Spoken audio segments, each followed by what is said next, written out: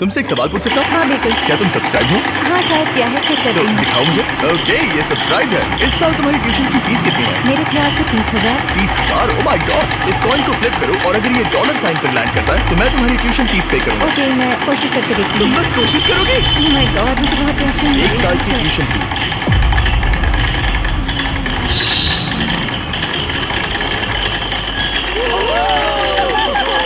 ये रहे $10,000। रुको, क्या ओके, सच में? 20,000। ये तो बहुत भारी है। 30। Subscribe mister beast.